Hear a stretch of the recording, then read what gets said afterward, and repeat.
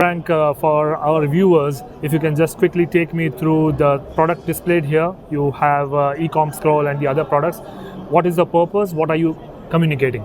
Yeah, thank you. Yeah, thanks for coming. Yeah, what you see here is the electric portal axle, the AxTrax 2 low floor, which is right as we speak in series production and also deliveries to the first bus manufacturers, a few of them, and also coming to the fleet. So that is what makes us very, very proud.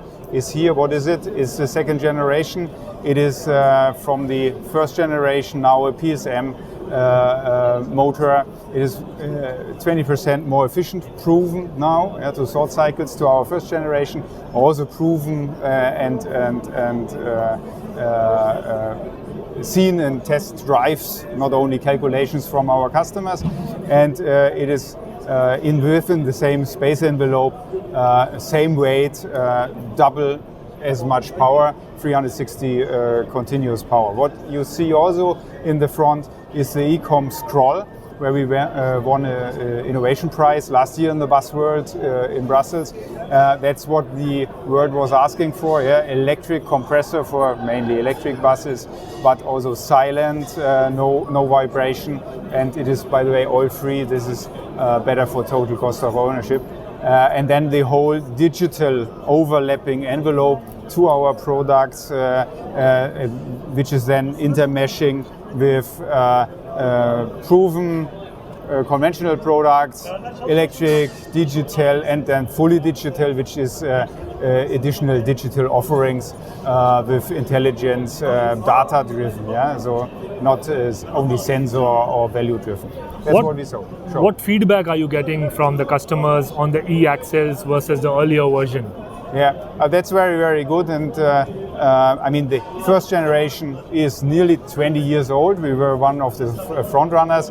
We did a lot of experience. We have around 15,000 out there in the field, a few million kilometers, but also with some intense learning curve. Yeah, so harsh learning curve. But it's always good. Nobody's going to take it from us, this learning curve. So that's now the first, second generation of electric portal axle in the world. And it's not just a facelift or a makeover, it's a completely new product, but all the experience and all these things from first generation are completely in there. And this is what we are also getting from the feedback from the very harsh test drives from our customers there. And that is very, very good. Yeah. And what, according to you, the market is shaping up towards? Where is the electric bus adoption growing faster? Is it Turkey or Europe? We had this just before the question. Turkey is a little bit behind domestic, but you know, Turkey is the bus production country of at least Europe, if not part of the world. And there's a lot of export business already with electric solution, with our first generation, for example, and others. So I would say it's a little bit to catch up, but it really depends. You also saw a drawback in some countries where they were very fully on the electric path, and then political situation is changing, and then you are doing a step back. In the end, I'm absolutely convinced that it is going forward because we have climate change and these things, and they are happening.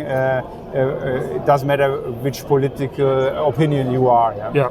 And are the demands, when they are shifting towards electric, is it also shifting towards efficiency, or they are still cost focused? I would say for sure it's always a mix of both. Yeah. But I would say it is more now to efficiency out of two reasons.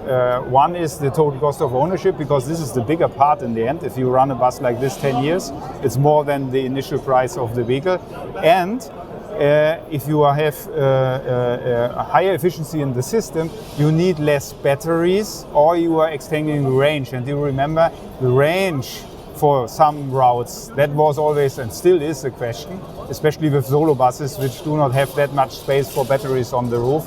And this, I would say, is the driver at the moment, efficiency, not price. But you cannot do moon prices, that's also clear. And which bus application do you think the axle is being used most? Is it standard, articulated, or both? Oh, that's a good question. I was never seeing it that way. I would say it is solo bus 4x2. Why? Because that is the majority of the buses, also the electric buses. But what we see, the increased demand of higher volume capabilities in city centers. So I'm 25 years in ZF. For the combustion engine, I would say the articulated part was 10% of the total volume of full flow buses. That has increased, and also even bigger buses, more capacity buses in the interurban area. Yeah. And what are the next steps now after what we see now in digitizing your buses, system beyond what you have shown here? What do you see the market adapting or demanding in next 2 to 3 years?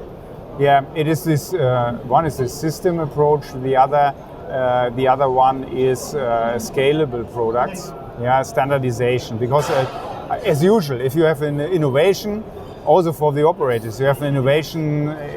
Certain players, new players, sometimes they have totally new approach. That's important for innovation. But in the end, you need some kind of standardization also in the operation for your spare parts, your workshops, all these things. So we see now a strong move to standardize products, and that is also bringing in the end the cost down. Yeah.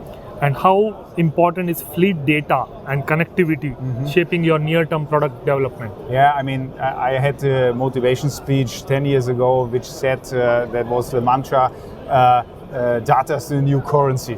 Sure. That time it was not so clear. Today, with even AI crunching into the data, it is obvious. So this is not only currency, it is enabling you to things which were not on our monitors so far. Yeah, so this is very, very big. And then the question is, where's the ownership of these data? Who is crunching in the data and doing it? There's still a struggle going on. I would say if it comes to our products, you need the product know-how and the experience to do something meaningful with the data, but that's only on the product level. And lastly, your one strong message or promise to all the bus bodybuilders, manufacturing here in Turkey as well as in Europe? Yeah, there's one message, that is we are your system partner.